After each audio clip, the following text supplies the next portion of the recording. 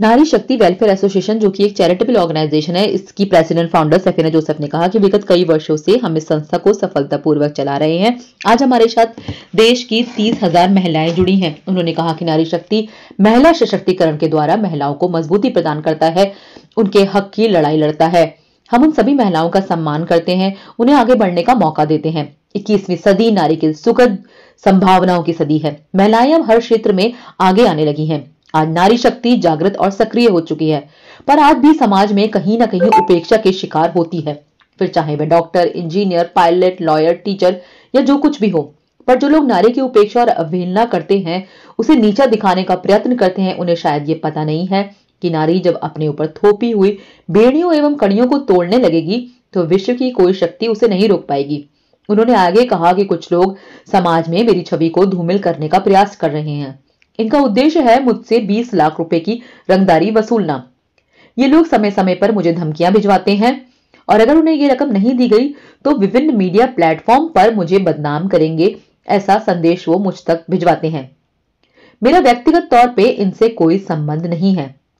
आइए देखते हैं क्या कुछ कहा सफीना नारी जोसेफ शक्ति एक ने। संस्था है एंड मैं उसकी अध्यक्ष हूँ और नारी शक्ति वुमेन वेलफेयर चैरिटेबल ट्रस्ट महिलाओं के लिए है, जिसमें हम महिलाओं को गृह उद्योग का काम देते हैं और पूरी स्ट्रेंथ मेरी 30,000 है इन कर्नाटका बेल्ट, और अब दिल्ली जैसे शहर में भी है और काफ़ी और जगहों पे भी हम लोगों ने मेंबर्स बनाए हैं।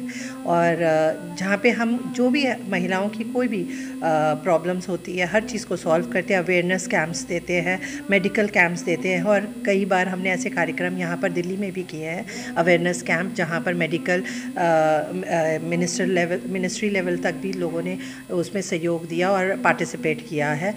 और भी कई संस्थाएं हैं जो हमारे साथ जुड़कर काम करती हैं। ज़्यादा ही प्रॉब्लम क्रिएट कर दिया मेरे बारे में फेसबुक में, ट्विटर में, और यहाँ तक कि अपना लिंक्डइन के अकाउंट में उन्होंने इतना ज़्यादा नेगेटिव मेरे बारे में डालते जा रहे उसी पोस्ट को, और एक मेरे खिलाफ एक एफआईआर भी कटवा दी जो कोर्ट से डिसमिस भी हो गई है, क्योंकि कोई ऐसा मेरे खिलाफ कोई एविडेंस ही नहीं था चीटिंग और फ्रॉड का। बट उस पोस्ट को वो repeatedly, because he is habitual, और ऐसे इट्स काइंड ऑफ कहते हैं यहाँ पर white mafia, white collared mafia, उस तरीके से वो एक्सटॉर्शन के लिए 20 लाख की वो क्लेम कर रहे हैं, 20 लाख वो क्लेम कर रहे हैं कि 20 लाख मांगे थे। कहते कि नहीं तो मैं देखना एक्सपोज करूँगा, और अपना मतलब उन्होंने एक संस्था खोली है और जो संस्था कुछ काम भी नहीं करती है, और कहते कि नहीं आप इसमें फंडिंग करवाओ, कैसे भी करवाओ, तो हमारा ये काम है नहीं।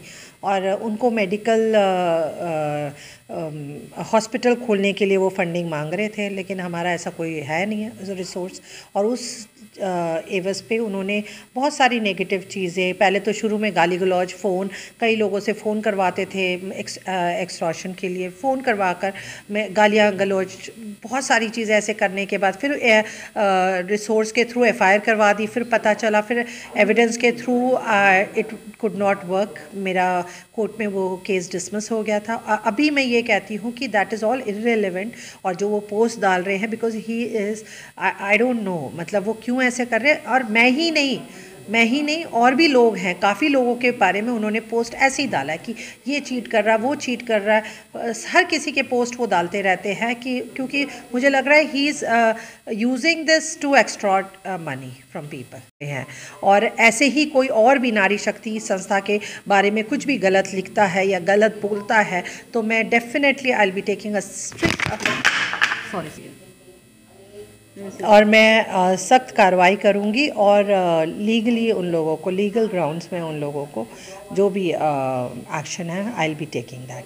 एंड इट्स हम्बल रिक्वेस्ट, क्योंकि नारी शक्ति कल भी औरतों के हित के लिए कर रही थी काम, आज भी करेगी और आगे भी करेगी। महिलाओं के हित के लिए नारी शक्ति है। नारी शक्ति एक संस्था है जो महिलाओं के लिए है।